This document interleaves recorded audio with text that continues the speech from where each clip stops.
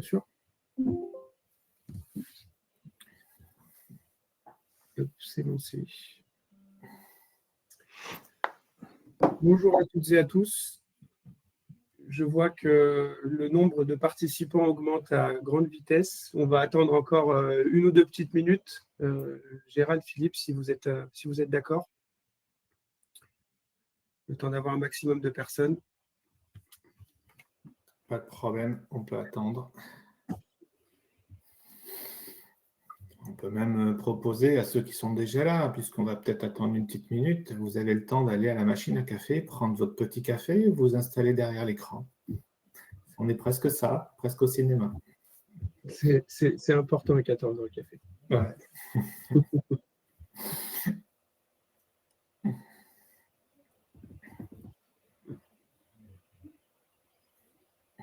On va faire la fête, peut-être pas. On a des émoticônes qui disent on va faire la fête. Peut-être pas.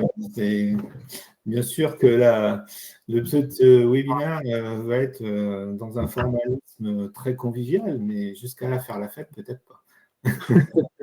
On va essayer de le rendre le plus. Faut pas tout de suite, à la fin. Le plus sympa possible. Allez, ça monte, ça monte, ça monte. Oui. Alors, moi, j'ai annoncé à Thibaut, pour ceux qui sont déjà connectés, donc si on n'arrive pas à 1000, on ne fait pas le webinaire. Donc, appelez les copains qui viennent se connecter, qui viennent nous suivre. L'objectif, c'est 1000. Gérald, on a quand même eu une belle affluence pour ce webinaire. Je vais en parler rapidement sur la présentation. C'est bien. Ouais, c'est pour ça que je pense qu'on peut accorder une ou deux minutes de plus, parce qu'effectivement, il y a un grand nombre de personnes qui se sont inscrites et là, je crois qu'il n'y a même pas la moitié des personnes inscrites qui sont connectées. Donc, si ça dérange pas les personnes déjà connectées, de patienter quelques minutes. Ouais, encore une petite minute et demie de plus. Ouais. Et puis, de toute façon, après, on va commencer avec la présentation de ce webinaire et je pense que c'est peut-être que 4-5 minutes après qu'on rentrera dans le vif du sujet. Donc, s'ils ne suivent pas l'intro, c'est pas bien grave. Vous pouvez voir la queue à la machine à café, c'est pas un problème. Voilà. Pour ceux qui sont connectés, alors vous mettez un petit pouce. Est-ce que vous entendez bien ma voix? Parce que j'essaye de ne pas parler trop fort. Ouais, super. Très bien, merci beaucoup. Oh, plein de pouces. Oh là là.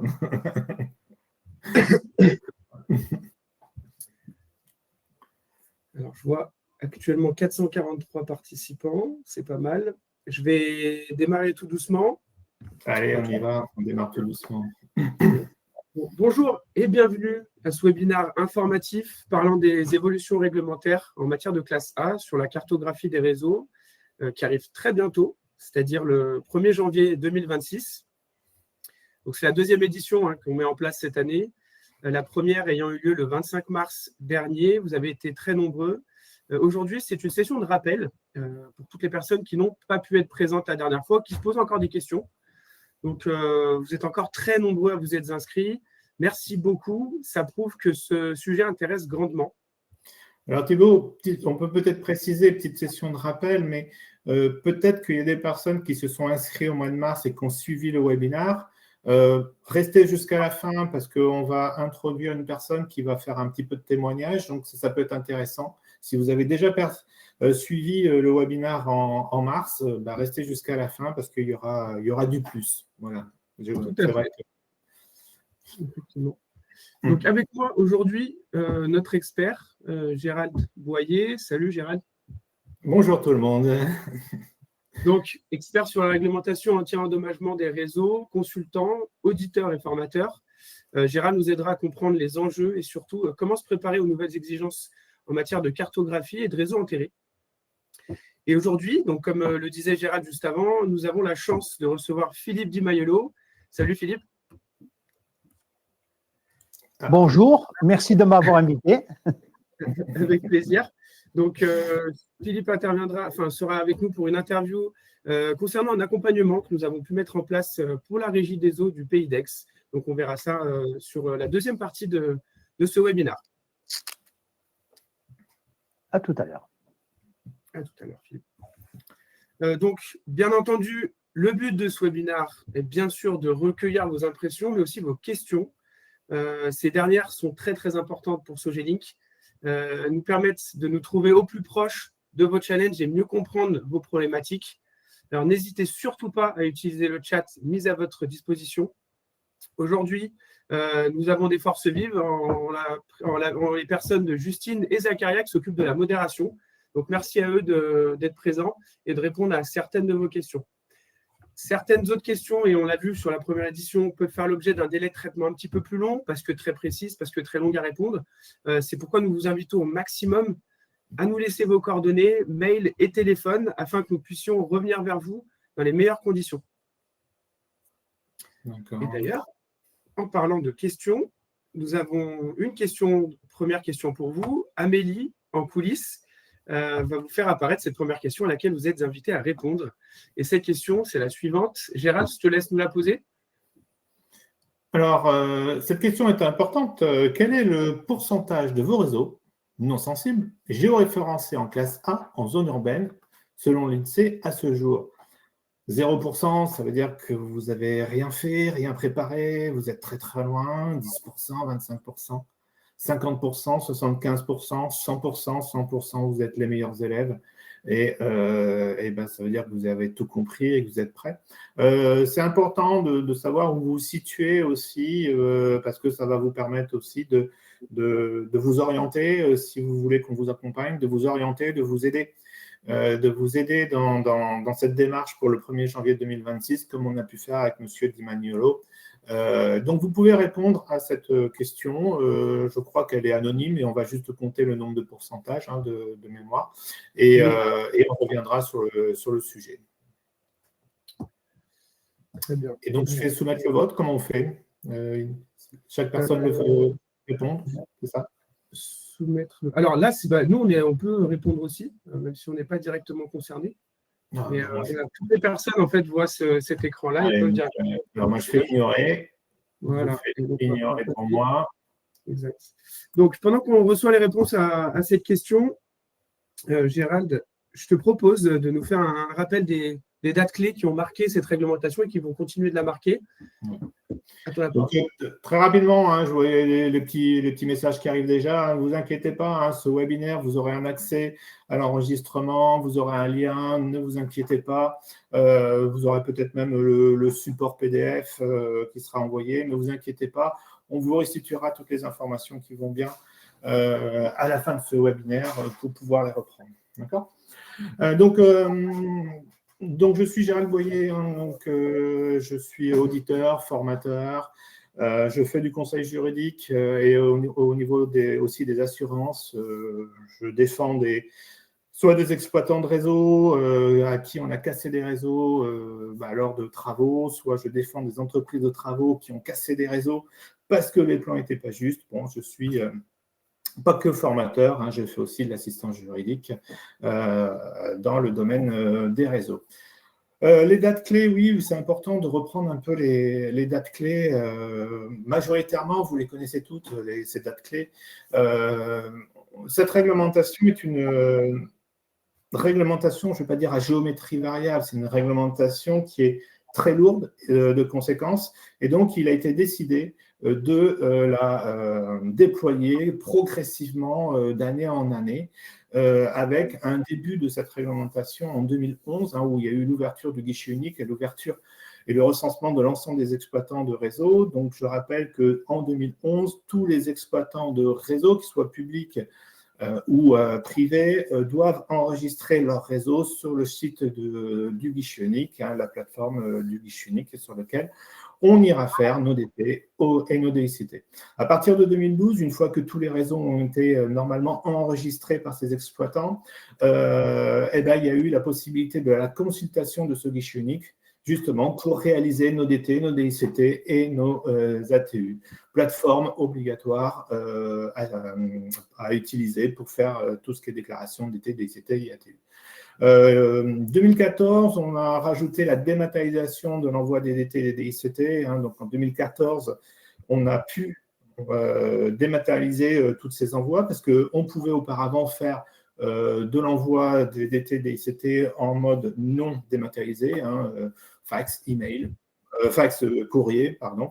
Depuis, on peut faire de l'email. Alors, le dématérialisé, quand on parle de dématérialisé, ce n'est pas forcément qu'un email. Si on suit la réglementation du dématérialisé, ça veut dire que l'exploitant qui reçoit ma demande dématérialisée peut répondre automatiquement, je simplifie, en faisant un clic. Ça ouvre normalement son SIG ou son outil de cartographie et il peut répondre automatiquement. Ça veut dire qu'il n'a pas de manipulation complémentaire. Je sors le plan, je l'imprime et je fais autre chose pour pouvoir nous répondre. Donc, le dématérialisé, c'est ça, c'est on envoie notre déclaration en dématérialisé, l'exploitant la reçoit, il fait un clic droit ou un clic gauche selon sa souris et il peut nous répondre automatiquement. Ça, c'est ce qui est arrivé en 2014. 2016, création des fameux guides techniques et un guide technique des travaux à proximité des réseaux, avec les 3 fascicules qui sont arrivés depuis. Donc, le fascicule 1, qui est plutôt le fascicule où il y a le rôle et responsabilité des uns et des autres, les responsabilités d'un maître d'ouvrage, d'un maître d'œuvre, d'une entreprise de travaux, d'un exploitant de réseau. Le fascicule 2, qui est plutôt le guide technique des travaux, c'est celui sur lequel on va s'appuyer pour réaliser des travaux à proximité des réseaux. Quelles sont les règles d'approche des réseaux, pelle mécanique, pelle manuelle, aspiratrice, soutènement des réseaux, tout ce qu'on va devoir réaliser sur les travaux pendant les travaux afin de ne pas endommager. Et le fascicule 3, qui est plutôt un document dans lequel on va retrouver des exemples de lettres de rappel, des exemples de compte rendu de marquage-piquetage des réseaux, un exemple de constat de dommages, etc. etc. D'accord ? Ça, c'est 2016, en sachant que ces guides techniques ont une évolution et continuent à évoluer rapidement, sachant que de mémoire, c'est le fascicule 2 a été remis à jour en 2024. D'accord ? Obligation de l'AIPR, alors ça tout le monde sait, l'obligation de l'AIPR, la certification, obligation de contrôler que le personnel qui va travailler pour vous ait l'AIPR, notamment que ce soit sur le chantier, un IPR encadrant ou opérateur, ou que ce soit pour les maîtres d'ouvrage, les maîtres d'œuvre, les responsables de projet, avoir l'AIPR concepteur. Ne pas oublier, l'AIPR est une obligation de validation des compétences de la part de l'employeur, oui, mais aussi ne pas oublier que ne pas avoir l'AIPR est une infraction. D'accord ? Donc, cette infraction est punissable d'une amende de 1 500 € et c'est possible. D'accord ? Ce qu'il ne faut pas oublier aussi, ne pas avoir l'AIPR. En cas d'accident, en cas de casse de réseau, éventuellement, votre assureur pourrait dire la personne n'avait pas les compétences pour être à cet endroit-là et pourrait éventuellement se retirer et ne pas vous rembourser ou vous aider à payer des dégâts sur un réseau. 2020, cartographie en classe A en unité urbaine des réseaux sensibles. Donc, à partir de 2020, on a demandé que tous les exploitants de réseaux sensibles. Alors, sensible, je rappelle, quand on parle de réseau sensible, égale danger de mort immédiat pour l'homme qui endommagera le réseau. Donc, réseau sensible, le gaz, les hydrocarbures, les produits chimiques, l'éclairage public, parce que c'est l'électricité, les réseaux de chaleur sont classés comme des réseaux sensibles. Donc, tous ces exploitants de réseaux sensibles ont l'obligation, au 1er janvier 2020, de répertorier leur réseau et de géoréférencer leur réseau en classe de précision A. Mais pas que les réseaux qui viennent de poser, d'accord ? Tous les réseaux qu'ils ont en exploitation. Par exemple, s'ils ont des réseaux, ce sont des exploitants historiques, ils ont des réseaux qui sont posés depuis 1960, et bien même les premiers réseaux posés en 1960 doivent être géoréférencés en classe de précision A au 1er janvier 2020. On reparlera un petit peu de ça. Parce que, en fait, on se rend compte que 2020, déjà, l'échéance de 2020, pour certains exploitants, n'est toujours pas tenue. Et pourtant, c'était 1er janvier 2020. D'accord ? Donc, ce qui nous intéresse aujourd'hui, c'est l'échéance de 2026. 2026 dans le monde de l'industrie, dans le monde du business. 2026, c'est demain matin. Donc, c'est très rapide, c'est dans quelques mois, c'est dans 2 mois, 3 mois. On vous demande que les exploitants de réseaux sensibles, qui ont déjà normalement initié leur démarche de géoréférence leur classe A, on demande que ces exploitants de réseaux sensibles cartographient sur l'ensemble du territoire leur réseau en classe A. Donc, on parle de réseaux sensibles en zone urbaine au 1er janvier 2020. On va parler éventuellement de réseaux sensibles en dehors des zones urbaines. On va appeler plutôt zone rurale. D'accord ? On reparlera de ce qu'est une unité urbaine, une unité rurale. On en reparlera ensemble. Donc, ces exploitants de réseaux sensibles qui ont déjà initié cette démarche en 2020, ils vont être sur une continuité de mise à jour de leur cartographie. Donc, pour eux, ça ne change pas grand-chose pour l'instant, ils sont juste sur une continuité. Ce qui va nous intéresser, nous, aujourd'hui, c'est les fameux réseaux non sensibles. Les fameux réseaux non sensibles. Alors, quand on parle de réseaux non sensibles, ce sont les réseaux où il n'y a pas de danger de mort immédiat pour l'homme en cas d'endommagement. La télécommunication, les réseaux d'assainissement, les réseaux d'eau sont classés comme des réseaux non sensibles pour la sécurité. Je suis d'accord, un réseau non sensible type eau pourrait être dangereux selon la pression et le diamètre, mais globalement, aujourd'hui, on a un raisonnement, si j'endommage un réseau d'eau, on va plutôt prendre une douche que mourir. D'accord ? Mais attention, oui, un réseau d'eau peut rester dangereux en fonction de son diamètre et de la pression qu'il y aura à l'intérieur. Donc, ces réseaux non sensibles vont être obligés d'être cartographiés en classe de précision A au 1er janvier 2026 en unité urbaine. Ça, c'est le gros changement. D'accord ? Et c'est le sujet d'aujourd'hui.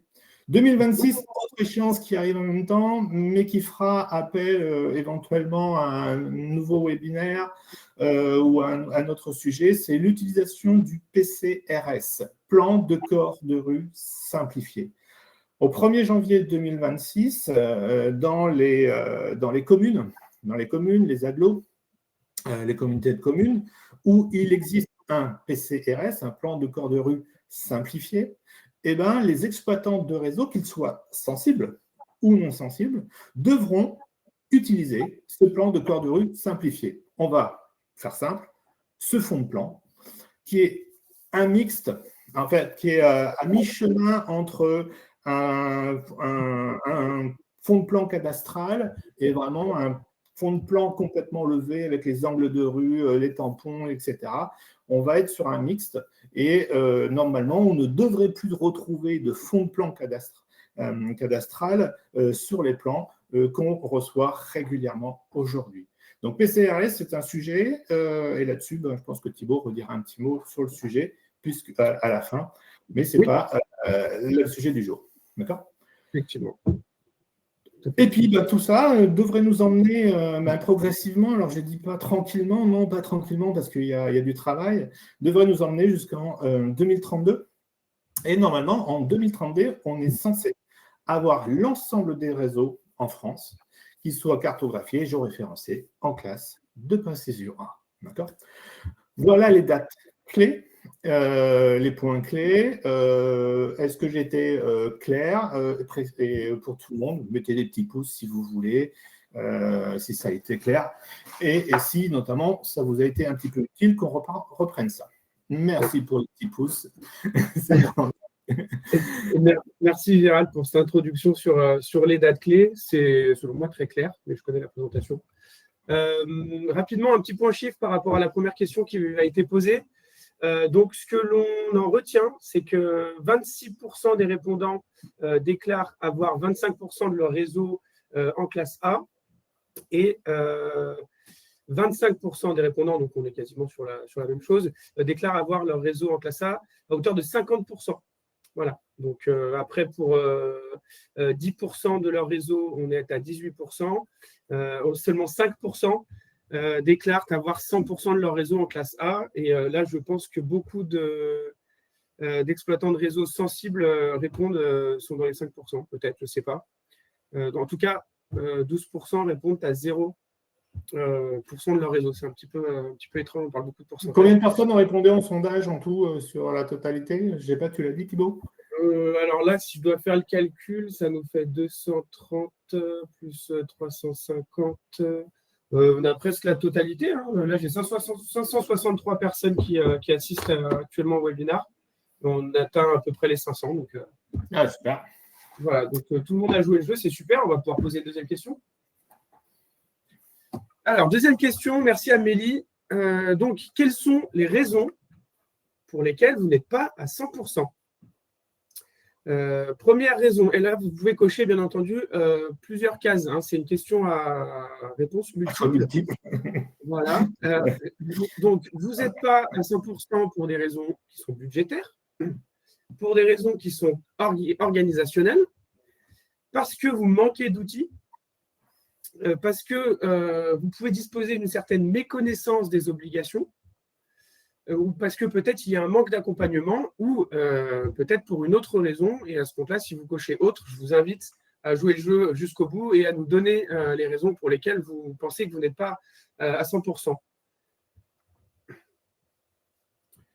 Allez-y. Allez, le temps que quelques réponses se fassent, bon, je suis en train de regarder un petit peu vos réponses. Donc, on demande, la question, c'est doit-on répertorier que le réseau ou les branchements? Ça, je vais répondre plus tard. Ça ne concerne pas uniquement la localisation, ça concerne effectivement les branchements, mais je vais détailler plus tard. Ça concerne, alors j'ai une question, est-ce que c'est pareil dans le domaine public ou dans le domaine privé? Oui, dans le domaine public ou dans le domaine privé. Dans le domaine privé, si vous avez un réseau tiers, par exemple un réseau d'Enedis qui traverse votre réseau, votre parcelle privée, bien entendu, et il faudra que dans cette parcelle privée, ce réseau tiers soit en classe A, bien entendu. Hein. On va effectivement parler pour Florian qui pose la question, qu'est-ce qu'une unité urbaine? Bon, il y a beaucoup de questions et je vois vos questions qui arrivent au fur et à mesure et ne vous inquiétez pas, j'ai les réponses derrière. Allez, j'avance. C'est bon pour moi? Écoute, c'est bon pour nous, on peut continuer. Ouais. Allez, j'avance, tac. Merci. Petit rappel des obligations. Alors, les obligations, réseau sensible ou non sensible, la classe A, les obligations.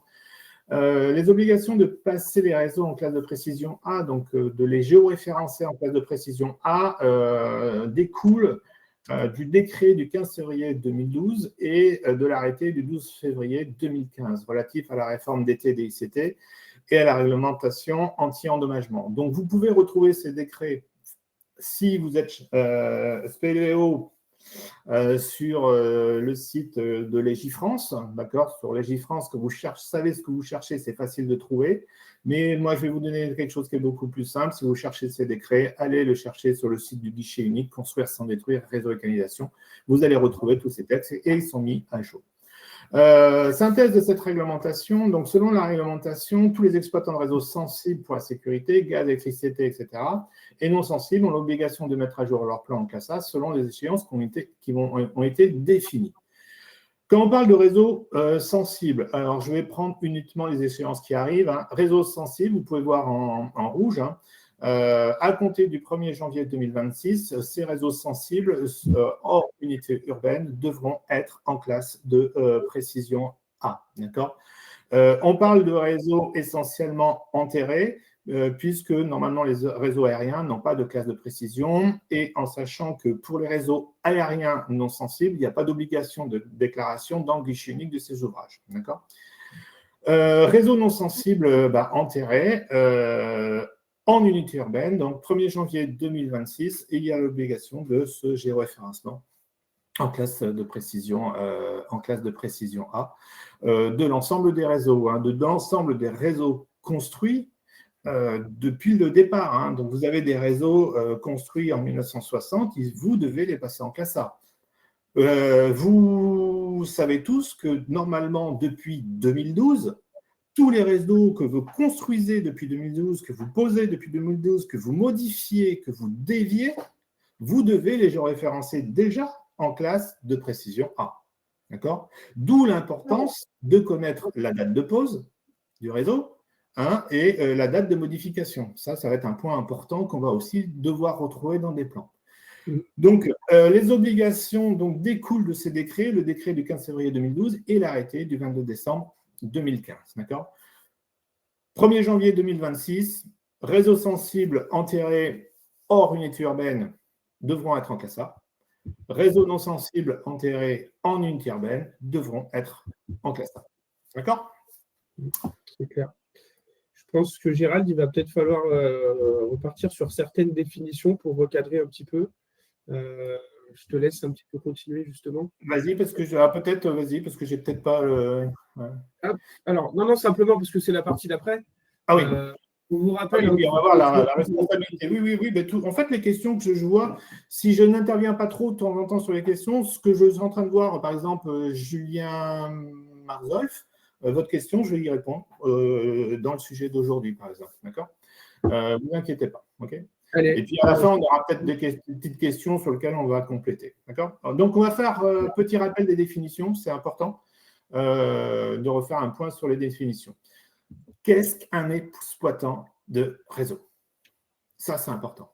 Qu'est-ce qu'un exploitant de réseau? Et qui doit déclarer ses réseaux en classe de précision A? D'accord? L'exploitant de réseau, c'est celui qui exploite, qui opère, qui dispose d'un ouvrage, qu'il soit propriétaire ou non. D'accord? C'est lui l'exploitant du réseau. D'accord? Cet exploitant de réseau n'est pas forcément le propriétaire. Je prends une commune est propriétaire du réseau d'eau ou propriétaire du réseau d'assainissement, mais a donné en délégation de services publics son réseau à l'Assor, à Veolia, à Suez, à la Régie des eaux d'Azur, à tous les exploitants d'eau qui peuvent exister, pour pas tous les citer.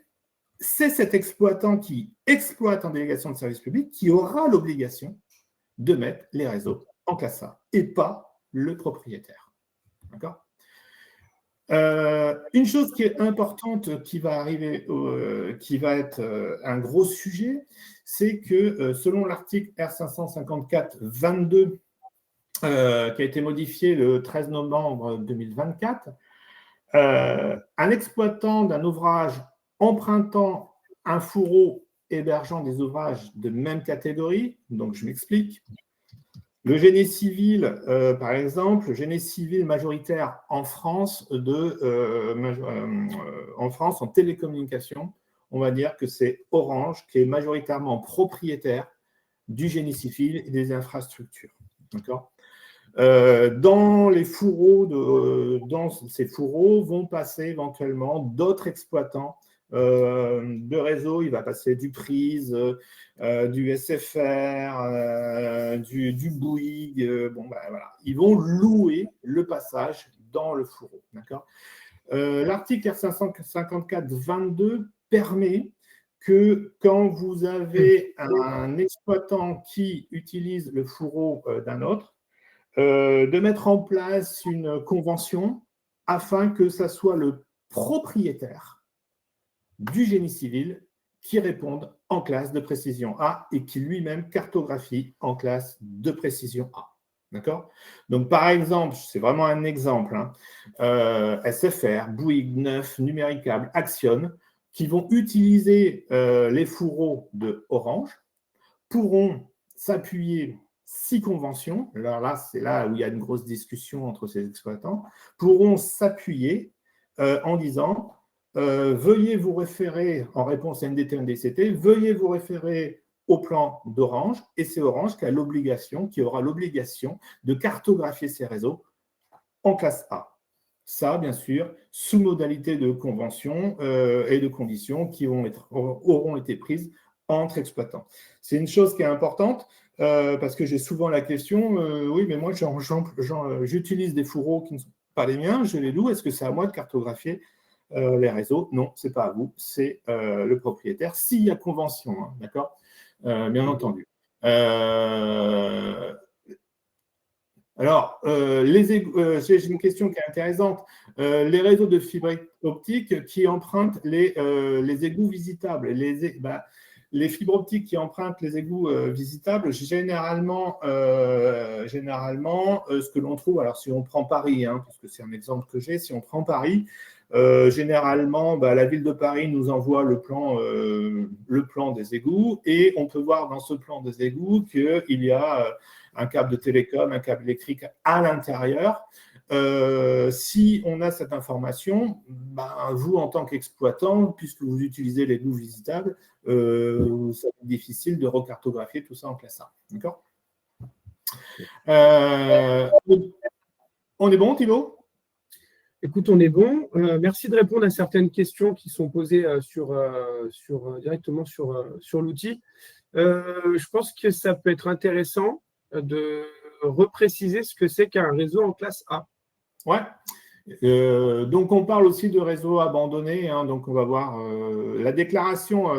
En fait, les réseaux abandonnés, on voit, j'ai une question, les réseaux abandonnés, sensibles ou non, doivent-ils être également géoréférencés en classe A? Non, s'ils ont été abandonnés, ils ne doivent pas être géoréférencés en classe A, mais la réglementation dit qu'un exploitant de réseau abandonné doit donner l'information sur son plan et normalement, il doit fournir au guichet unique l'intégralité des plans de ce réseau qui normalement me permettent, juste en faisant ma zone d'emprise, de savoir qu'il y a un réseau abandonné dans cette zone et d'avoir déjà les plans sans même que l'exploitant me réponde. Ça, c'est la règle. Personne ne le fait aujourd'hui, mais c'est la règle. D'accord ? Allez, qu'est-ce que la classe 1 ? La classe de précision 1, petit rappel, majoritairement, vous avez tous passé la hyper, mais il y a une chose que pas grand monde ne sait, c'est qu'il y a 3 classes de précision A. Tout le monde connaît la classe A, 40 cm pour les réseaux rigides. Alors, tous les réseaux rigides auront une précision cartographique qui va s'appliquer en X, Y et Z, d'accord, dans les 3 dimensions.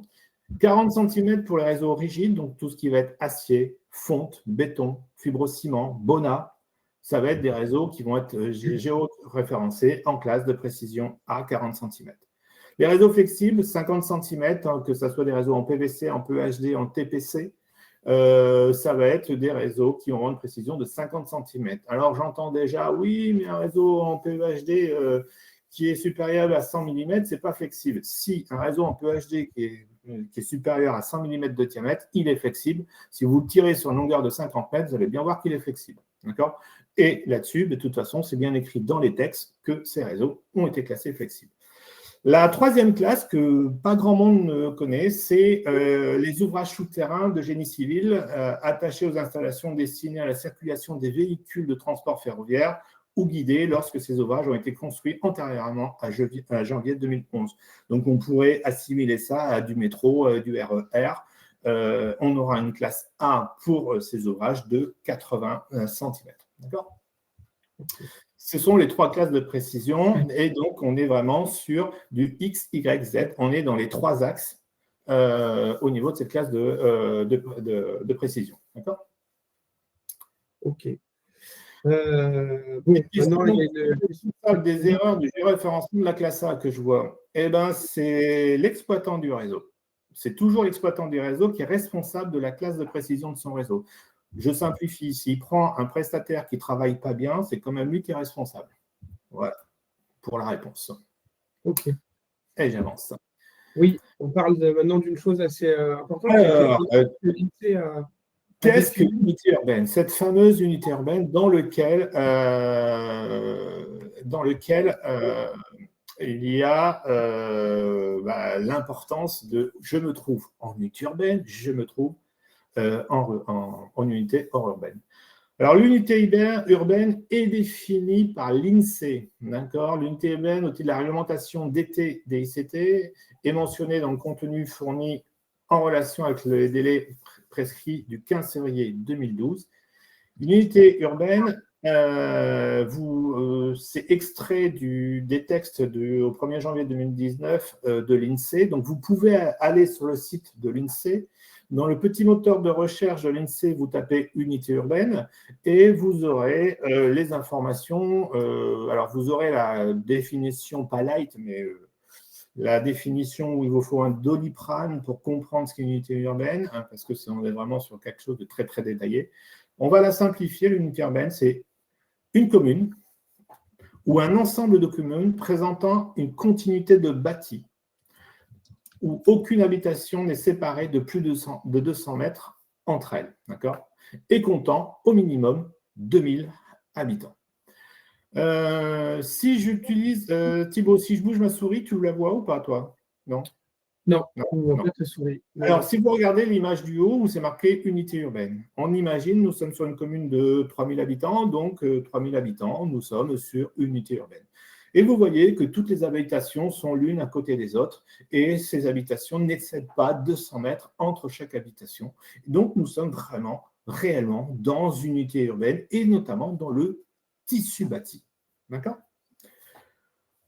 Hors unité urbaine, la photo qui est en dessous, on est dans une commune de 10 000 habitants.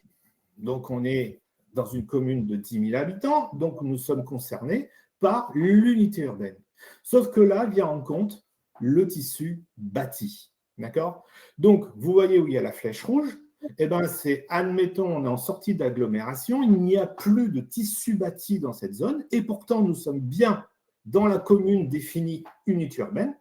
Eh ben, dans cette partie où il y a la flèche rouge, il n'y a pas l'obligation de géoréférencement de classe A et que ça ne rentre pas dans l'unité urbaine. D'accord? Là, on va considérer qu'on est dans du rural. Donc, dans des villes, eh ben, on a l'unité urbaine, c'est tout le tissu bâti et la commune. Et éventuellement, ben, si on a tout un espace non bâti dans cette commune, on ne rentre pas dans la définition de l'unité urbaine. D'accord? C'est la même façon que les investigations complémentaires obligatoires en unité urbaine. D'accord ? Donc, ce tissu bâti est important à prendre en compte. Donc, on est vraiment sur une définition de 200 mètres entre chaque habitation, moins de 200 mètres entre chaque habitation. Est-ce que sur l'unité urbaine, j'étais assez clair dans mon explication? Pour toi, Thibaut, moi j'ai des pouces, donc on a des pouces, on peut continuer, je pense. Et si vous voulez savoir si vous êtes en unité urbaine, alors vous pouvez aller sur le site de l'INSEE et vous pouvez télécharger un tableur Excel. Un tableur Excel de mémoire, il s'appelle UU, unité urbaine, UU 2020. Et dans ce tableur Excel UU 2020, vous allez avoir de mémoire les 39 664 communes de France. Et pour chaque commune, on va vous dire urbain, rural, ou urbain rattaché à Paris, urbain rattaché à Lyon, etc. Donc, vous allez tout avoir dedans, vous allez tout retrouver. D'accord ? Ok, merci pour les outils, Gérald. On a beaucoup de questions qui arrivent. Merci pour toutes ces questions-là. Il y en a certaines qui vont nécessiter, comme on le disait, un temps de réponse un petit peu plus élevé. Utilisez bien les outils que Gérald peut nous mettre à disposition en parlant pendant le webinaire. Et puis, comme on le disait tout à l'heure, il y aura bien entendu une foire aux questions qui sera mise en place sur le site avec une compilation des questions les plus récurrentes. On peut continuer. J'ai deux petites questions, je réponds.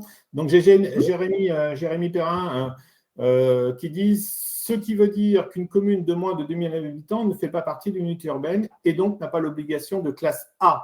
N'a pas l'obligation de classe A pour les réseaux non sensibles au 1er janvier 2020, mais aura l'obligation de classe A pour les réseaux sensibles au 1er janvier 2026. Pardon. Oui, okay.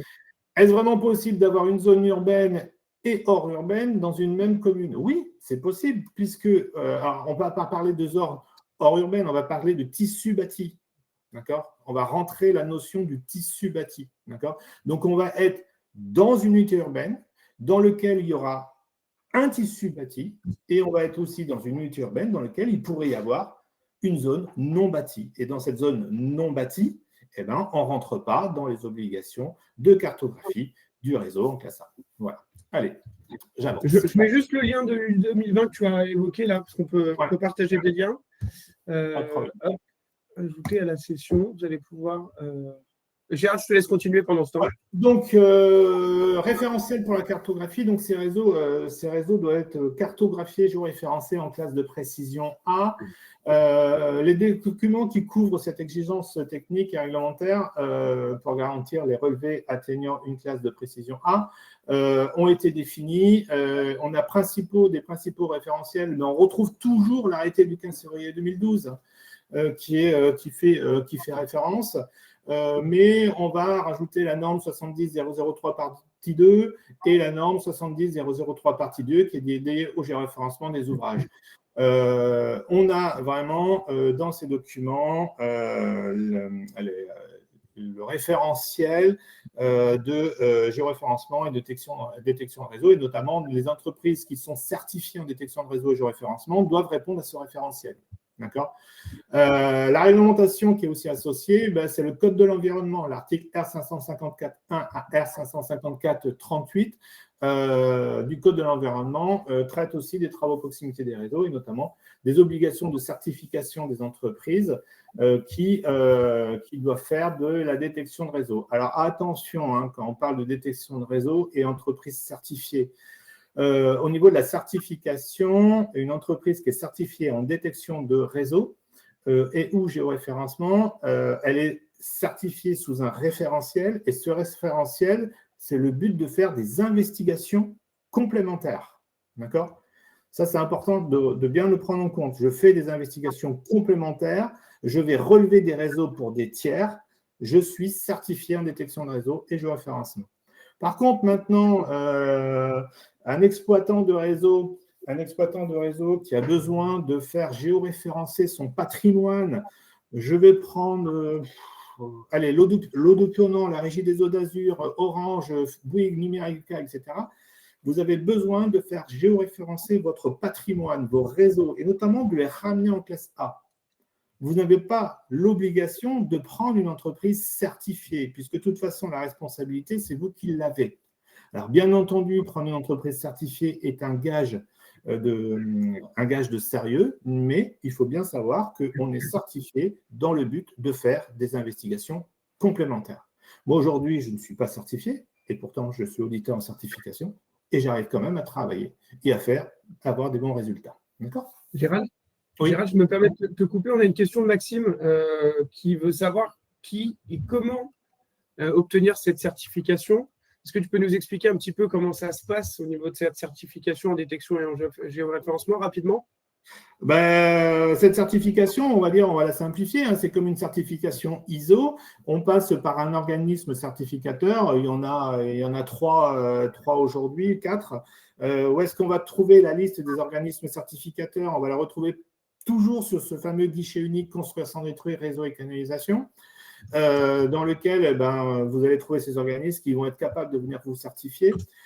Aujourd'hui, il faut savoir que c'est assez chronophage de pouvoir se faire certifier parce que il y a des procédures à mettre en place, il y a toute une partie administrative et technique à mettre en place.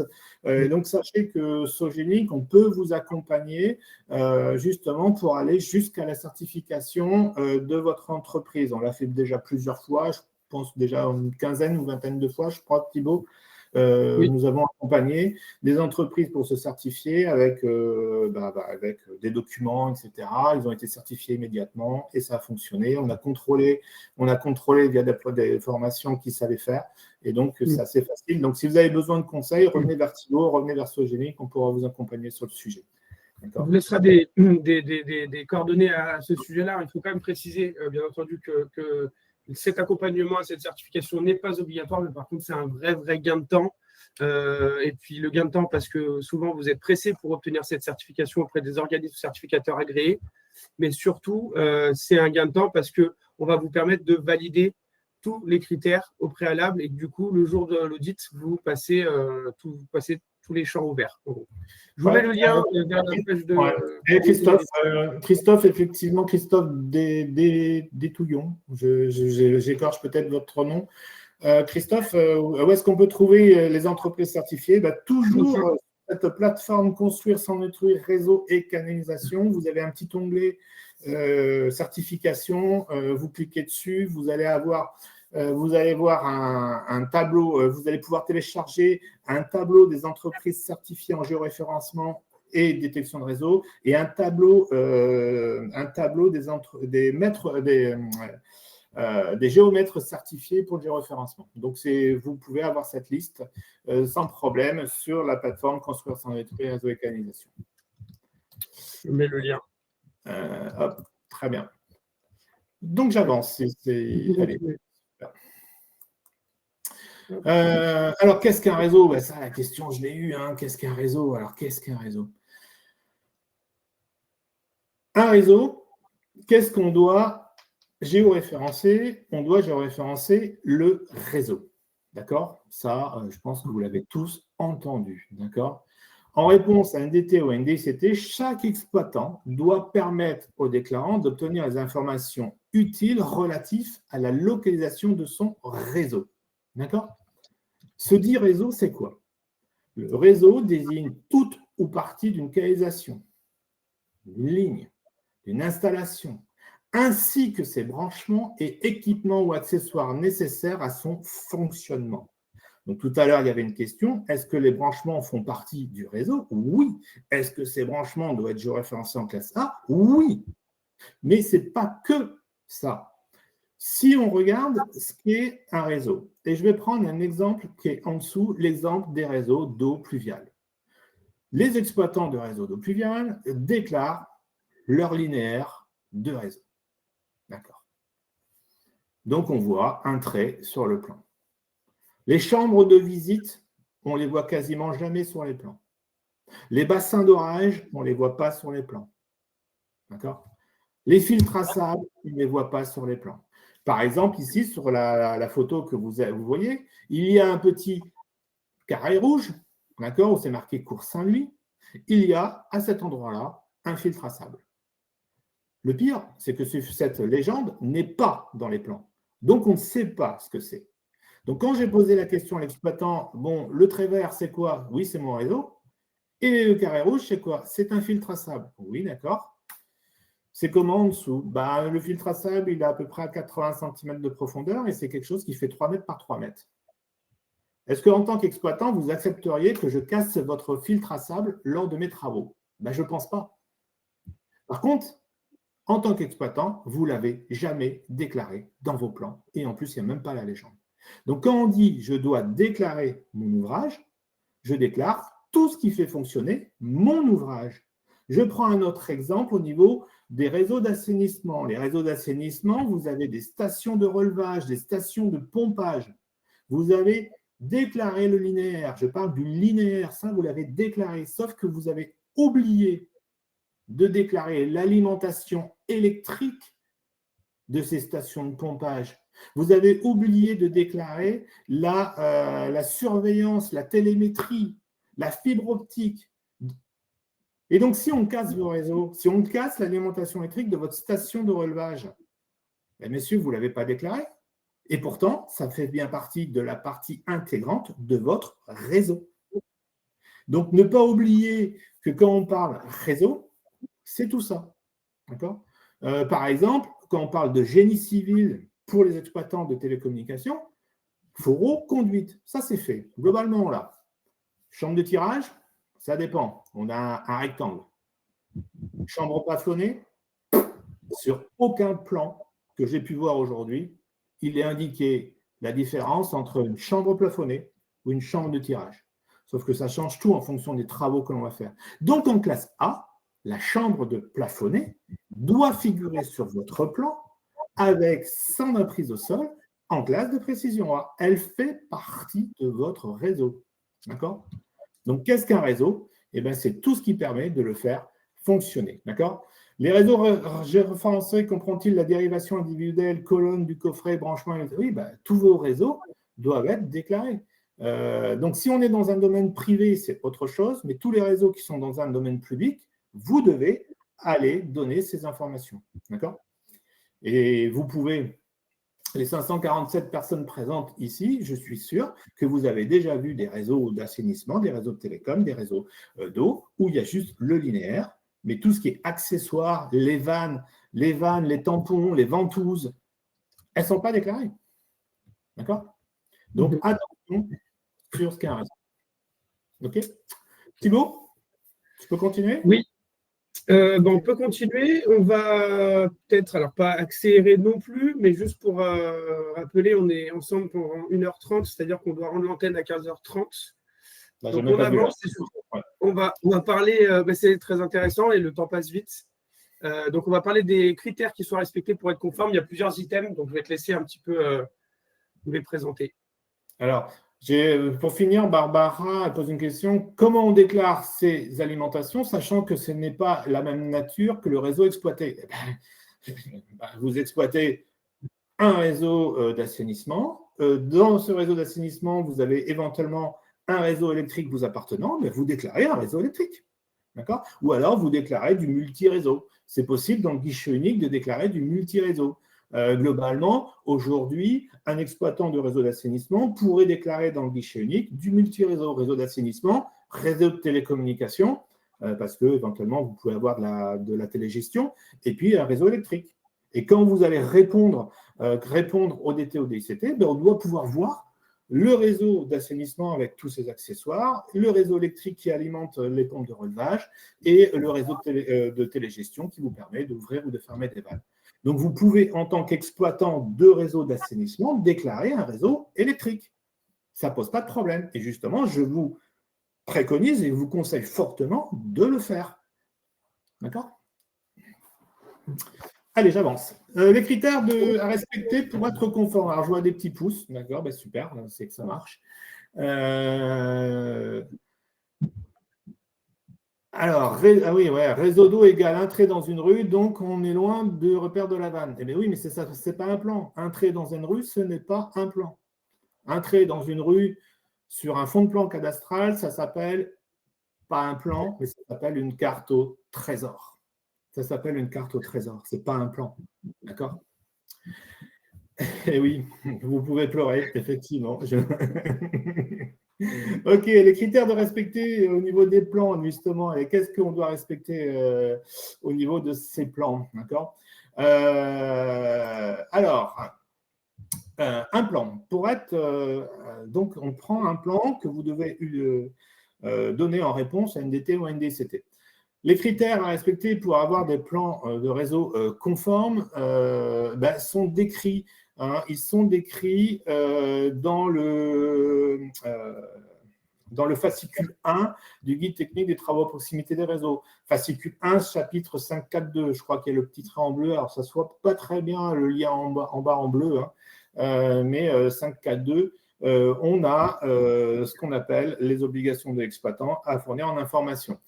Un plan, il doit être coté, d'accord, avoir des cotes, avoir une échelle lisible et cohérent avec la classe de précision.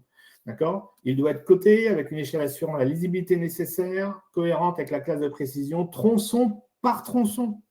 D'accord?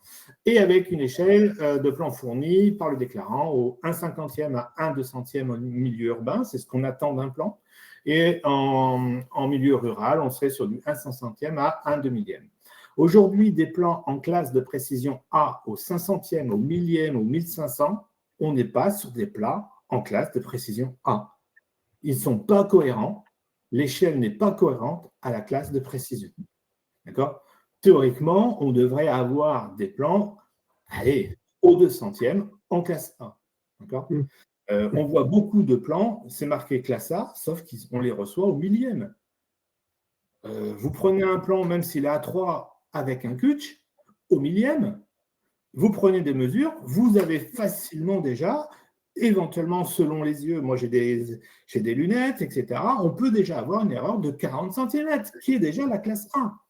D'accord? Donc il faut vraiment que ces plans, ils soient corrects, et ce n'est pas juste un fond de plan cadastral fourni et marqué classe A. On a une échelle appropriée.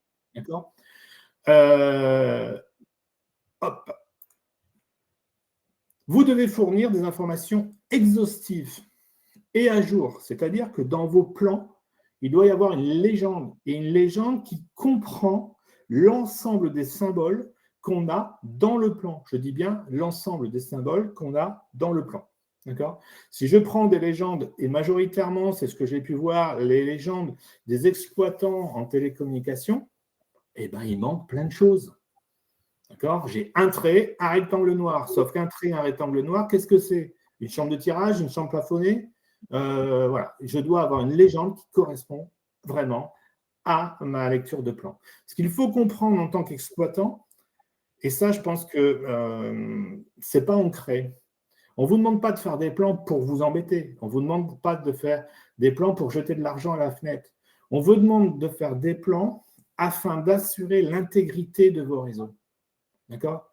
Et il faut savoir que derrière ces plans, il y a différentes personnes. Alors oui, vous avez des bureaux d'études avec des niveaux d'études élevés. Ils savent faire des calculs, ils ont de la réflexion. Mais ce qu'il faut comprendre, c'est que la majorité des personnes qui ont vos plans de réseau en main, c'est des gars de terrain. Pas de diplôme, des CAP, des BEP ou des choses comme ça. Il n'y a rien de péjoratif, c'est une réalité de terrain. Donc, si vous ne faites pas le nécessaire pour simplifier aussi la vie de ces personnes, vous êtes quasiment sûr qu'on viendra casser vos réseaux. D'accord? Donc, ce n'est pas juste faire de la classe A pour faire de la classe A. Hein. C'est vraiment donner des informations exhaustives. Avoir une légende, avoir toutes les informations liées à votre réseau, comprendre l'ensemble des symboles, tout ça, c'est des choses que vous devez absolument retrouver derrière. D'accord? Et ce n'est pas souvent. Hein. D'accord? Mentionnez tous les éléments enfouis à moins de 10 cm de profondeur. Bah ouais. Vous devez mentionner les vannes de coupure, les branchements, les piquages qui sont enfouis à moins de 10 cm de profondeur et distants de tout affleurant. D'accord? Donc, vous devez aussi on doit aussi retrouver ces informations. Ce qui veut dire que quand on va être sur de la cartographie du géoréférencement de vos réseaux, on va appeler ça des éléments dans lesquels vous allez devoir prendre un point à cet endroit-là et dire à cet endroit-là, attention, il y a un branchement, il y a un piquage à moins de 10 cm de profondeur. Cette information, on doit aussi la retrouver dans le plan. D'accord ?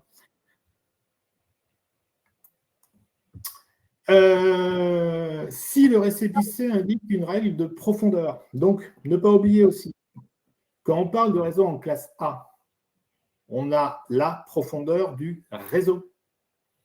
D'accord? On a la profondeur du réseau. Autrement, nous ne sommes pas sur de la classe A. La classe A, c'est X, Y, Z. C'est les trois axes. Donc, je dois avoir la profondeur. D'accord? C'est là où on parle de génératrice supérieure? Comment? C'est là où on parle de génératrice supérieure par rapport à la profondeur? Oui, c'est là où on parle de la génératrice supérieure du dessus du réseau, effectivement. Donc aujourd'hui, on a des plans en classe A, on a du X, Y et on a du Z, sauf qu'on a marqué Z. Sauf que dans la légende, on ne définit pas si le Z, c'est un Z TN, terrain naturel, ou un Z GS. Donc ça veut dire que les personnes qui sont sur le terrain, déjà, ils ont un Z, qui est une altitude. Et bien, quand vous allez dire à un péliste, le réseau, il est à 65,80 m, il va dire, oh, c'est bon, avant de le toucher, j'ai le temps. Sauf que non, c'est une altitude. Et lui, il n'a pas besoin d'une altitude, il a besoin d'une profondeur. Okay, s'il y avait des questions qui ont été géoréférencés en classe A, on voit du Z, sauf que le Z ne veut rien dire pour quelqu'un qui est sur le terrain. Il lui faut soit avoir un Z TN, plus le ZGS, génératrice supérieure.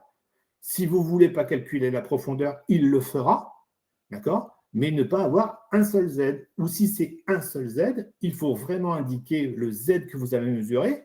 Est-ce que c'est du TN, ou est-ce que c'est de la GS, ou est-ce que c'est du radier? Parce que selon les exploitants, c'est le radier, d'accord? Donc, on est sur ce qu'on appelle effectivement la charge, d'accord? Vous devez mentionner la profondeur du réseau. Quand votre réseau mentionne dans le récépissé l'existence d'une règle de profondeur minimale, on parle bien, dans le récépissé, la première page, c'est marqué profondeur réglementaire minimum de pose, que personne ne remplit aujourd'hui, hein, d'accord? Quasiment personne. Profondeur réglementaire minimum de pose, c'est du réseau à la date de pose. Donc, par exemple, si vous mettez 65 cm, c'est 65 cm à la date de pose du réseau qui est sur le plan. Sauf que de temps en temps, vous avez 5-6 réseaux sur votre même plan. Et ils n'ont pas tous été posés à la même date. Et donc, ils n'ont pas tous la même profondeur. Donc là aussi, on parle d'information réseau, par tronçon. D'accord? Donc, profondeur réglementaire minimum de pose, eh bien, ça, vous devez l'indiquer dans votre récépissé, première page du récépissé de DTO-DICT, et ou le rajouter dans vos plans. D'accord? La profondeur est importante. Est-ce qu'on peut parler du diamètre de l'ouvrage également? Alors, le diamètre de l'ouvrage, ça c'est un grand sujet, le diamètre de l'ouvrage. Alors, attendez, hop. Je cherche un truc. Ouais. Le diamètre de l'ouvrage, vous devez mentionner le diamètre et la matière de votre ouvrage. D'accord? Il est bien écrit dans le récépissé, première page, matière du réseau. Et c'est marqué dans le récépissé matière du réseau avec un petit 1. Ce petit 1, c'est qu'un astérix nous ramène à quelque chose qui est écrit. Facultatif si l'information est fournie dans le plan. Donc, ça veut dire que dans votre plan, je dois trouver cette information. D'accord?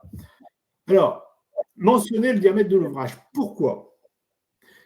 Mentionner le diamètre de l'ouvrage, tout simplement parce que en matière de marquage-piquetage des réseaux, je dois prendre en compte le fuseau d'incertitude de votre réseau. D'accord? Fuseau d'incertitude de votre réseau, on va prendre un réseau rigide qui a une précision de classe A, donc il a une précision de 40 cm. 40 cm en X, Y, Z, mais 40 cm par rapport à la génératrice extérieure de votre réseau. Je dis bien extérieure de votre réseau. D'accord? Ça veut dire que si, au moment de mon marquage, je fais le trait, qui normalement, qu'on voit sur les routes et le trottoir de tous les jours, qui représente l'axe de votre réseau. Si votre réseau, et ça c'est un cas qui est arrivé à Lyon, ils ont tracé le réseau, alors je vais donner l'explication en classe B, c'est la vraie histoire, mais ils ont tracé ce réseau avec l'axe. En classe B, comme tout le monde le fait aujourd'hui, ils ont mis des chevrons qui indiquent la classe de précision à 1,50 m de part et d'autre de cet axe. Ils ont fait les travaux et bien entendu, ils ont cassé le réseau. Pourquoi ils ont cassé le réseau? Parce qu'ils n'ont pas tenu compte du diamètre. Alors, ils n'ont pas pu tenir compte du diamètre parce que l'exploitant ne l'a pas donné dans son plan. Le réseau qu'ils ont cassé, il faisait 5 mètres de diamètre. Avenue Tony Garnier à Lyon. 5 mètres de diamètre. Donc, ça veut dire qu'un réseau qui fait 5 mètres de diamètre, son fuseau d'incertitude, 1,50 m à droite et 1,50 m à gauche, ça veut dire que je dois mettre mes flèches à combien? Eh bien, je ferai 5 mètres plus 1,50 m plus 1,50 m. Eh bien, vous pouvez regarder, vous, aujourd'hui, tous les marquages qui sont faits au sol aujourd'hui, ils sont quasiment tous faux parce que personne ne prend en compte les diamètres des réseaux. J'ai fait 3 formations cette semaine, lecture de plan, marquage, piquetage des réseaux. Il n'y en a aucun qui était bon parce que personne n'a pris en compte le diamètre des réseaux. Personne. Et tout simplement parce que déjà l'exploitant ne mentionne pas correctement le diamètre des réseaux. D'accord? Donc, aujourd'hui, attention à ça. Donc, tout réseau inférieur à 100 mm, il n'y a pas besoin d'information. Mais dès qu'on va être supérieur à 100 mm, on doit indiquer le diamètre. Donc là, dans la classe de précision A, je dois retrouver ça.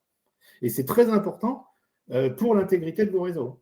Moi, si je casse un de vos réseaux parce qu'il faisait 5 mètres de diamètre et vous ne m'avez pas donné le diamètre, j'ai pris 40 cm à droite et 40 cm à gauche, que je casse votre réseau, vous êtes bien d'accord que je ne payerai pas les réparations.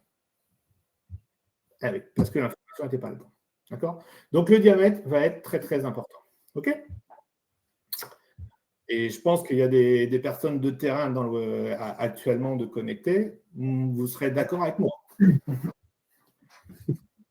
On reçoit un petit peu les pouces et tous les autres emojis qui réagissent à tes dires, Gérald. Ouais. Je te laisse enchaîner sur l'indication des classes de précision, dont on a un petit peu parlé déjà. Mais, alors, la classe de précision, donc la classe de précision doit être forcément indiquée dans le plan. D'accord? Vous devez, dans le plan, donner et informer de la classe de précision. D'accord? Et la classe de précision, ce n'est pas juste j'écris un A, ça correspond à tout. J'ai de la profondeur, j'ai du diamètre, etc. Tiens, je vais poser une question. Un exploitant de réseau vous remet un plan sans classe de précision. Pour vous, vous pensez qu'il est en quelle classe? Est-ce que vous prenez, si vous pouvez vite fait mettre dans vos questions des petites réponses, un plan sans classe de précision, pour vous, vous prenez, alors voilà, Sébastien, il met classe C. Bon, ok, classe C, classe C, classe C, classe C, classe C, classe C, classe C, classe C. Eh bien, on va s'arrêter là. On n'a que des bons élèves. Tous faux. Hein? Un plan sans classe de précision, et je reprends la langue française. Un plan sans classe de précision est un plan qui n'a pas de classe de précision. Donc, vous ne pouvez pas dire qu'il est en classe C. C'est un plan sans classe de précision.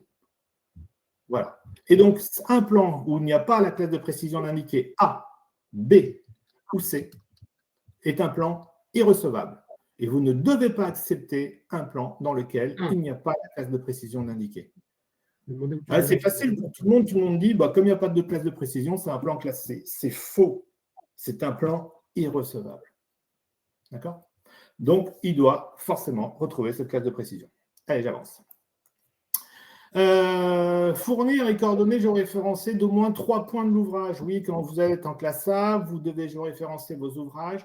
Vous devez au moins fournir des points géoréférencés ou ce qu'on peut appeler des PTRL avec l'information, une étiquette X, Y, Z. Et si ça complexifie votre plan, vous avez le droit de mettre un tableau Excel ou un tableau CSV à côté, à joindre avec votre plan en disant le point numéro 1, voilà les coordonnées, le point numéro 2, voilà les coordonnées.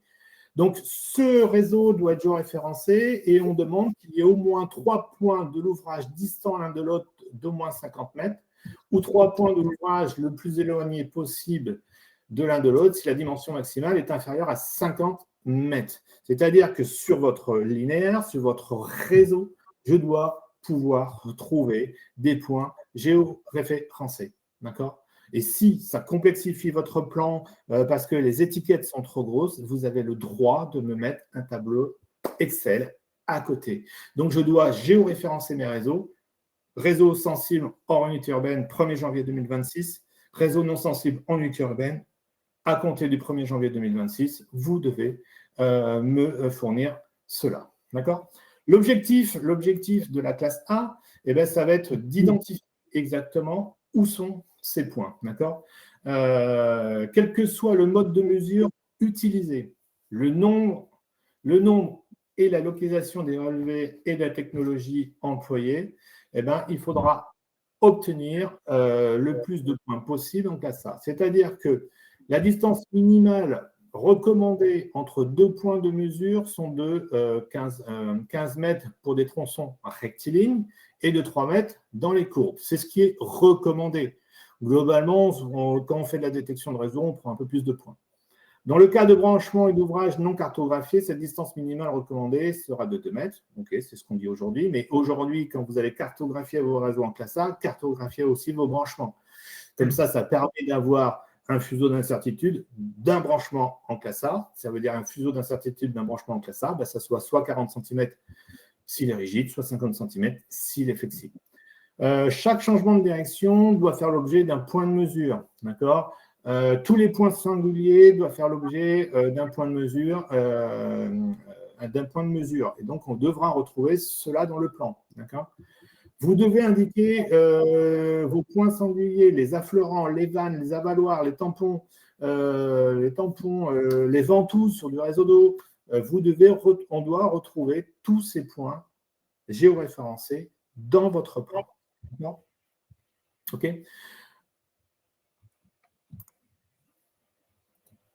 Le géoréférencement de ce réseau, j'avais une question tout à l'heure.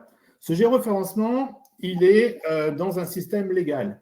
Le système légal en France, c'est la loi de 95-15 du 26 décembre 2000, c'est-à-dire que le système légal de géoréférencement, c'est du RGF 93 en planimétrie et de l'IGN 69 en altimétrie. D'accord ? Le géoréférencement, il doit porter avec des marques de détection, d'accord, et il doit être fait dans ce système. On doit retrouver aussi dans votre plan, si ce géoréférencement a été triangulé, on doit retrouver l'information dans le plan, c'est-à-dire que si on l'a triangulé, ben, éventuellement, on va plutôt parler de cotes, hein, et ben, on doit retrouver ces cotes triangulées dans le plan. Système de référence RGF 93, IGN 69, et donc système de référence pour avoir du X, Y et Z. Alors, aujourd'hui, certains exploitants de réseaux historiques, hein, pas les nommer, mais du Enedis, c'est historique, GRDF, etc., ont déjà cartographié leur réseau. Et ils ont une partie de leur réseau qui n'est pas dans le système légal du RGF 93 ou du IGN 69. C'est-à-dire qu'ils peuvent avoir des plans, et ça on le voit encore aujourd'hui, on va avoir des plans où on a une information géoréférencée en WGS 84, en Lambert 1, en Lambert 2, qui n'est pas un géoréférencement conforme à la réglementation. D'accord ? Le problème, c'est que si vous me fournissez des points géoréférencés en WGS 84 et que moi, je dois les mettre dans mon système de coordonnées pour gérer mon plan, ça veut dire quoi ? Ça veut dire que je serai obligé de transformer vos informations pour le mettre dans mon système. Eh bien, je peux vous dire que je ne le ferai pas. Pourquoi ? Parce que si, au moment de la transformation, c'est moi qui fais l'erreur, vous allez me dire « Ah mais monsieur, c'est vous qui vous êtes trompé sur la transformation. » Donc, ça veut dire que si je reçois un plan d'un exploitant en WGS 84, en Lambert 1, ou quelque chose comme ça, moi, je me retourne dans l'exploitant et je l'oblige à me fournir le système de coordonnées dans le système légal. Et tout cela dans le délai légal d'une réponse à NDT ou NDICT. Mais en aucun cas, je ne ferai la transformation. C'est déjà arrivé sur un chantier où il y a une entreprise, ils ont fait la transformation, ils se sont plantés, ils ont cassé le réseau, et bien l'exploitant lui a dit « Monsieur, c'est vous qui avez fait la transformation, vous avez mal calculé, tant pis pour vous. » D'accord ? Donc ça, hein, oui, alors Olivier, hein, 93 ou conique conforme, hein, CC45, CC43, on est bien d'accord. Hein, d'accord. Ok. Donc ça, c'est important. Le système de coordonnées, on est dans un système légal. Et donc, si vous fournissez un plan WGS 84, vous avez l'obligation de mettre la règle de transformation dans votre plan ou dans le récépissé de DD ou DDICT. C'est une obligation de le faire. Personne ne le fait aujourd'hui. Par contre, c'est une obligation. D'accord ? Alors, personne ne le fait, personne n'embête personne. Moi, aujourd'hui, j'embête beaucoup d'exploitants hein, parce que je maîtrise très, très bien la réglementation et donc j'ai la possibilité d'embêter et d'aller jusqu'au bout pour que les exploitants me donnent ce qu'ils me doivent, réglementairement parlant et législativement parlant. D'accord ? Donc, faites attention à ce système qu'il va falloir donner. OK ? Pour la fin, on arrive quasiment sur la fin. Si vous n'avez pas fait tout ça, qu'est-ce qui se passe si vous n'avez pas fait tout ça ? En cas de non-conformité, d'accord ? En cas de non-conformité, vous n'avez pas de plan en classe de précision A au 1er janvier 2026. Donc, l'exploitant devra appliquer, lors de la réception de la DT, une procédure de son choix, parmi les 3 suivantes. Il doit le faire. D'accord ? Donc, soit il ne fournit pas de plan conforme, il ne fournit pas de plan en classe A, et il n'est pas en jour. Il devra effectuer sous sa responsabilité et à sa charge des mesures de localisation de son ouvrage présent dans l'emprise de mes travaux. D'accord ? Il devra faire ça. D'accord ? Il devra me fournir des mesures de localisation de ses ouvrages et il devra me faire ça sous un délai de 15 jours. C'est la loi. D'accord ? Alors, pour DICT aussi, hein, DT et DICT, c'est pareil. Hein. S'il ne fait pas ça, il a la possibilité de joindre au récépissé de déclaration qui comprend un plan de ses ouvrages non conformes, une fiche établie conformément au modèle de l'annexe K du fascicule 3, demandant au responsable de projet de réaliser des investigations complémentaires à la charge de ce dit exploitant. Par exemple, M. Di Magnolo qui exploite un réseau d'eau, M. Di Magnolo qui exploite un réseau d'eau n'a pas de plan en classe A. Donc, soit il va me dire, Monsieur Boyer, sous 15 jours, je vais faire des mesures de localisation de mes ouvrages et je vous envoie un plan précis. Soit il va me dire, Monsieur Di Magnolo, Monsieur Boyer, faites des investigations complémentaires de notre ouvrage et bien sûr, c'est nous qui rémunérons ces investigations complémentaires. Deuxième choix. Troisième choix, vous prévoyez une réunion sur site pour apporter les informations relatives à la localisation des ouvrages. D'accord ? Est-ce qu'un exploitant de réseau a l'obligation de fournir un plan ? En réponse à NDT ou NDCT, la réponse est non.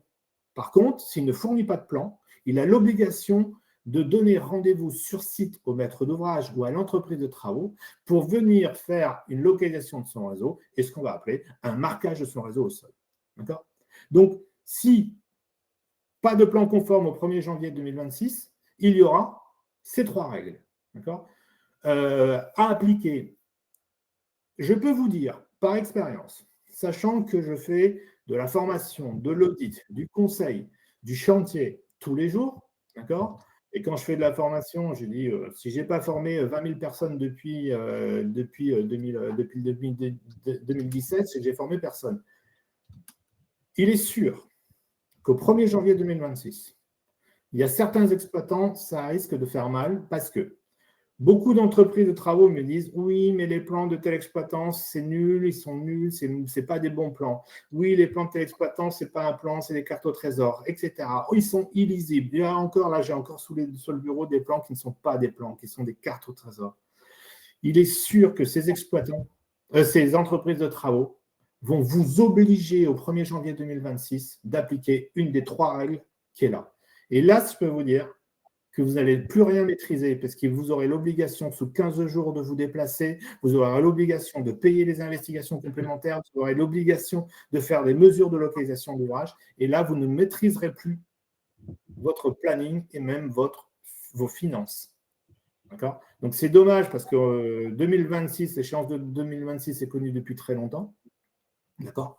Alors après, il y a des subtilités qu'on peut aménager. Éventuellement, M. Dumaniolo pourra parler de conseils qu'on a pu faire ensemble. Mais voilà, attention, en cas de non-conformité, ça va tomber. Et pour certains exploitants, ça risque vraiment, vraiment de mal se passer. Et vous allez crouler sous les demandes de rendez-vous sur site, que vous n'allez pas pouvoir tenir dans les délais. Vous allez crouler sur les demandes de mesures de localisation de vos réseaux, etc. D'accord ?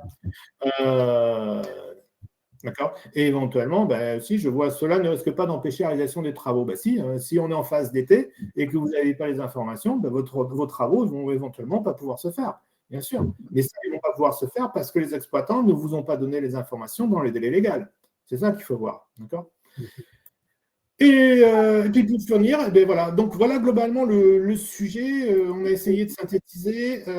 J'espère avoir donner des informations et surtout susciter votre intérêt à aller voir la réglementation et à poser d'autres questions plus tard par rapport à ce sujet. Et j'espère avoir été assez clair et concis sur le sujet. Je laisse la parole à Thibaut et on continue la suite.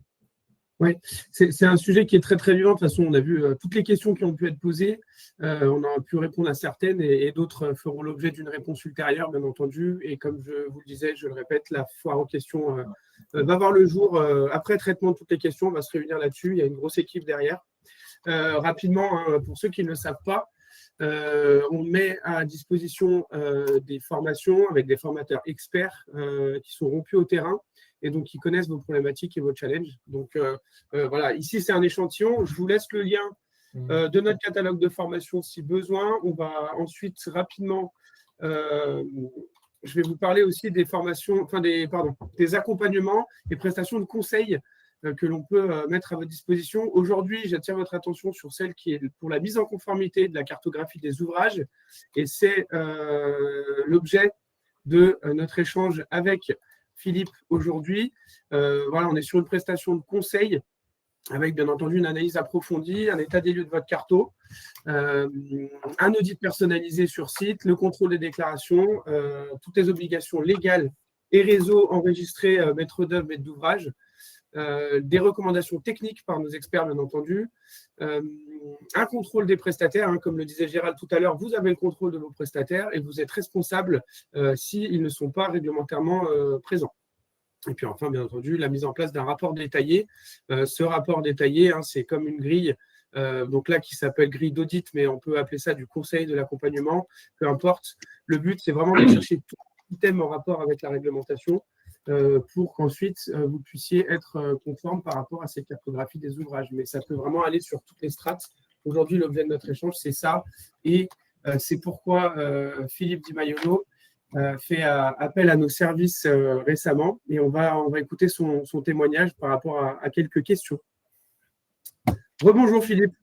Rebonjour, merci de me donner la parole. Donc, je vais faire une rapide présentation de la Régie des eaux du Pays d'Aix, parce qu'on est une régie quand même qui est relativement récente, puisqu'elle a été créée en 2019. Et nous assurons l'alimentation en eau potable sur 11 communes et l'assainissement sur 13 communes des Bouches-du-Rhône. Nous avons environ 150 000 abonnés, environ 900 km de réseau d'eau potable, 800 de réseaux d'assainissement. Et nous vendons à peu près 16 millions de mètres cubes d'eau par an. Voilà. Et donc, moi, je suis chargé de toute la plateforme cartographique SIG et à ce titre-là aussi la plateforme Sogelink. Nous travaillons avec Sogelink depuis le début, depuis 2019, mais moi, je connais Sogelink depuis 2012 lorsque je travaillais à la mairie d'Aix et la mise en place du guichet unique. Donc, nous avons fait appel à vos services régulièrement. Et donc, dernièrement, comme le disait Thibault, Gérard Boyer est venu passer une journée avec nous à la Régie des eaux du Pays d'Aix pour justement voir ce que nous faisions, nous, aujourd'hui et ce qu'il était nécessaire d'améliorer dans le rendu des récipicés de DT, DICT. Voilà. Donc, on a travaillé sur plusieurs axes. On a notamment travaillé sur les plans, comme il a indiqué dans l'ensemble de ses propos. Donc, nous utilisons la génération de plans automatiques que propose Sogelink dans sa plateforme. Donc, l'ensemble de nos réseaux sont diffusés via un flux sur la plateforme cartographique de Sogelink qui nous permet d'avoir une génération automatique des plans avec, Gérald a pu le constater, avec déjà une légende qui était complète, une échelle, un nord, enfin, toutes les caractéristiques d'un plan. Voilà. Il y avait simplement une question d'échelle puisque nous, aujourd'hui, nous diffusons des réponses au 500e alors qu'il va falloir les diffuser au 200e.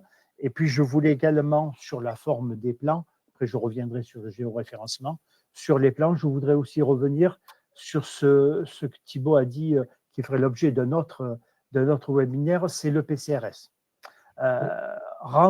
Aujourd'hui, nous rendons les plans sur un fond de plan cadastral. Aujourd'hui, dans la métropole Aix-Marseille-Provence, nous disposons que d'un PCRS raster, c'est-à-dire pas de PCRS vecteur. Et donc, demain, nous allons peut-être devoir rendre les plans sur un PCRS image. Donc, peut-être que Gérald pourra nous en dire un petit peu plus à ce sujet-là par rapport à cette composante-là. Voilà pour l'édition des plans. Gérald nous a apporté quelques petites subtilités, notamment la profondeur moyenne des réseaux qui, comme il le disait, n'était pas renseignée et qui maintenant, depuis son passage, soit plusieurs mois en arrière, est renseignée maintenant. Donc, on apporte encore du complément d'information lors de nos réponses. Je vais venir maintenant, donc on a travaillé aussi sur le géoréférencement des réseaux en classe A. Donc, pour le réseau d'assainissement, nous avons eu, entre guillemets, la chance de pouvoir faire un schéma directeur d'assainissement qui nous a permis de faire un relevé d'environ 30 à 40% de notre réseau d'assainissement par un prestataire extérieur, donc qui nous a rendu les plans géoréférencés en classe A, c'est-à-dire que nous avons tous les diamètres et les matériaux sur les conduites, nous avons les profondeurs, les profondeurs et les côtes des fils d'eau de chacun des regards, donc ce qui permet d'avoir un point en amont et un point en aval avec le fil d'eau, et donc à ce titre-là, pouvoir calculer la pente moyenne du tuyau et avec le diamètre, avoir la pente moyenne de la génératrice supérieure. Pour le réseau d'eau potable, d'assainissement, ça nous a permis d'arriver aujourd'hui entre 40 et 50% de notre réseau qui est géoréférencé en classe A, sachant que, bien sûr, depuis 2012, tous nos prestataires qui font soit nos travaux de réhabilitation, soit nos travaux d'extension de réseau nous rendent les plans en classe A et donc sont répercutés en classe A dans notre référentiel cartographique. Et on peut également fournir les plans de recollement. Pour l'eau potable, on a un pourcentage qui est un petit peu plus faible parce qu'on a des réseaux qui sont aussi beaucoup plus anciens, puisque quand on a créé la régie, on a aggloméré les informations de diverses communes et pas tout le monde avait le même niveau d'information. Comme le disait Gérald, on a des réseaux qui datent de 1950-1960. Aujourd'hui, ils sont référencés, ils sont en classe C. On a quelques plans de recollement qui datent de ces années-là, donc qui sont soit référencés en Lambert 3, soit voilà. Donc, on les a conservés et je pense que dans le cadre des réponses que l'on va faire, on va dans un deuxième temps contacter les personnes pour pouvoir leur fournir ces plans-là et éventuellement, comme il le disait, faire des réunions sur site pour pouvoir référencer nos réseaux. Ça va s'améliorer dans le temps parce que nous venons d'entamer un schéma directeur d'eau potable et dans ce cadre-là, nous avons un levé des affleurants qui va nous permettre de repositionner certains de nos réseaux et donc d'avoir un pourcentage de réseau en classe A. Voilà. Donc, tout le travail que j'ai pu faire avec Gérald sur comment dire, les petits principes des plans, le géoréférencement, par exemple, nous aujourd'hui, on est en unité urbaine, mais on a des endroits que je pourrais qualifier en campagne où il y a des réseaux sur 300-400 mètres, il n'y a aucun bâti, et ensuite on va alimenter un hameau.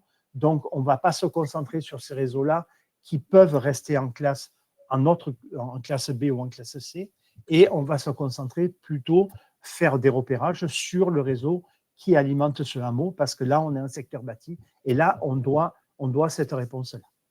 Ouais, effectivement, voilà.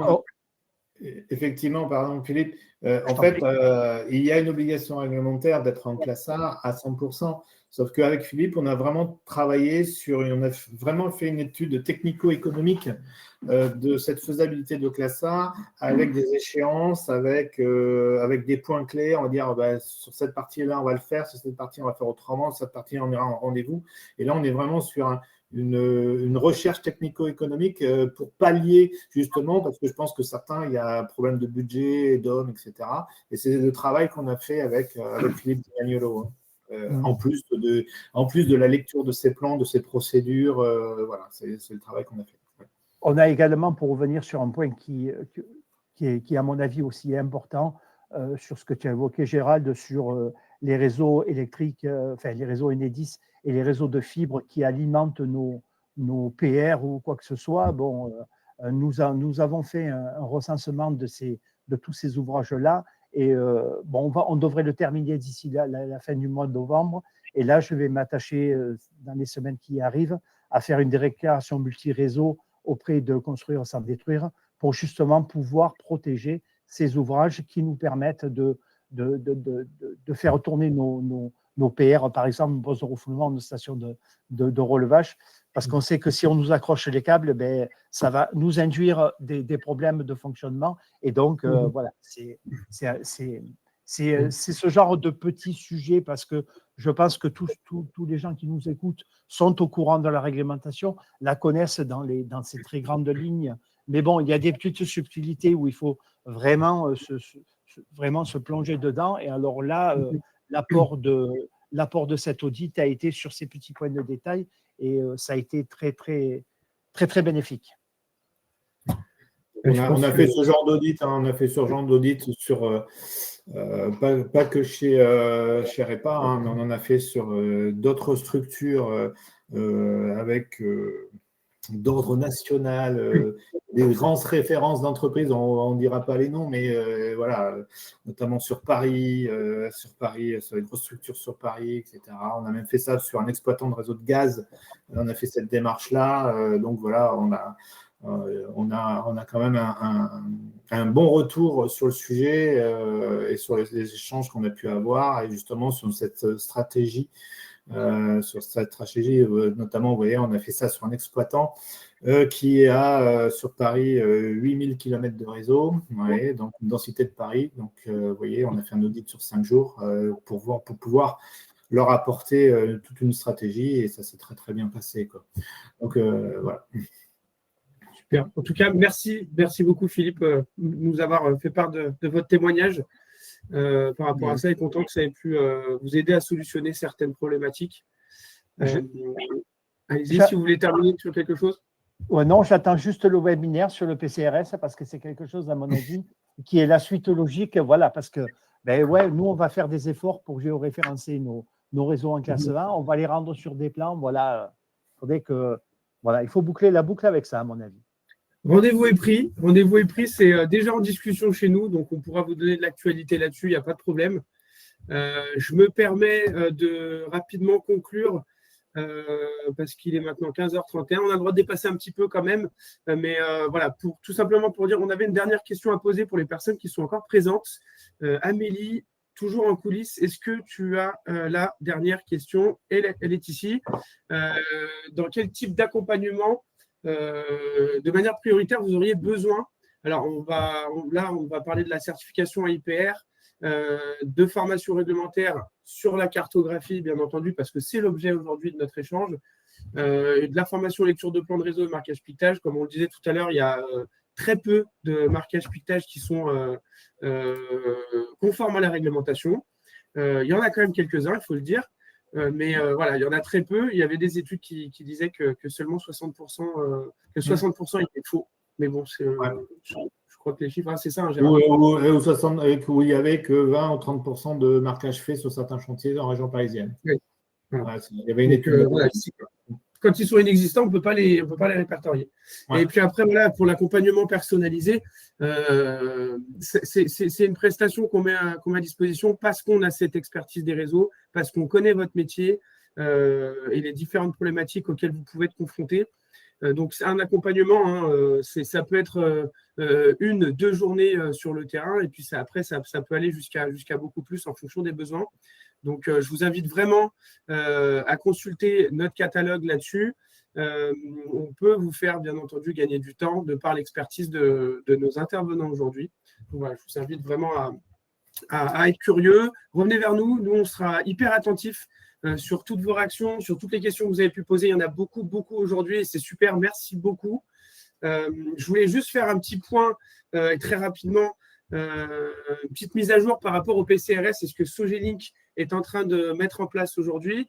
Donc, c'est aujourd'hui, en fait, ce qu'il faut savoir, c'est que nos équipes techniques sont prêtes à consommer des flux PCRS et de les mettre à disposition dans nos outils afin de vous garantir une conformité réglementaire au 1er janvier 2026. C'est important que vous soyez au courant de cela. Il y a plus d'informations qui vont venir à ce sujet, un webinaire, je l'espère. Et n'hésitez pas à entrer en contact, en tout cas, avec vos conseillers commerciaux sur ces aspects-là pour un petit peu plus de détails. Ils pourront revenir vers vous sur ces sujets. Rapidement, pour finir, parce qu'il y a des gens qui partent, Thibaut. Voilà. Oui. Voilà, donc par rapport aux prestations qu'on a mis en place pour vous aider à gagner du temps, pour vous aider à aller un petit peu plus loin dans vos process et la réglementation, il y a une offre de 10% sur les demandes d'accompagnement.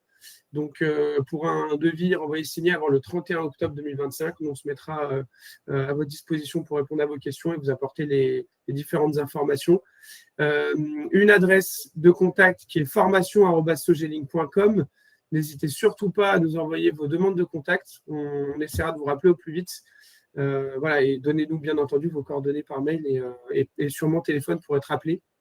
Vous avez des formulaires aussi sur le site pour être demandé à être appelé. Donc, n'hésitez surtout pas.